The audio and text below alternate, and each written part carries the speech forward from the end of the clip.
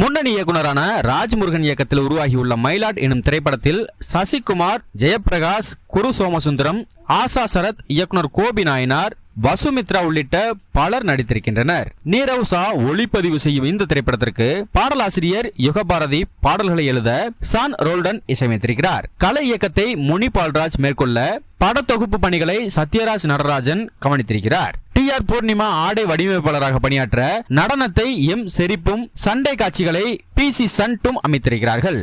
உணர்வுபூர்வமான படைப்பாக தயாராகும் இந்த திரைப்படத்தை ஒலிம்பியா மூவிஸ் நிறுவனம் சார்பில் தயாரிப்பாளர் ஜெயந்தி அம்பேத்குமார் தயாரிக்கிறார். இந்த படத்தின் இறுதிக்கட்ட பணிகள் விறுவிறுப்பாக நடைபெற்று வரும் தருணத்தில் மயிலாட் திரைப்படத்தில் ட்ரெய்லர் வெளியிடப்பட்டிருக்கிறது. இதில் கதையின் நாயகனாக சசிகுமார் பேசும் வசனங்களும், விளிம்பு நிலை மக்களுக்கான ஜனநாயக உரிமைகளும், சிறுநீரக திருட்டு தொடர்பான காட்சி அமைப்புகளும் ரசிகர்களை கவனத்தை ஈர்த்திருக்கிறது.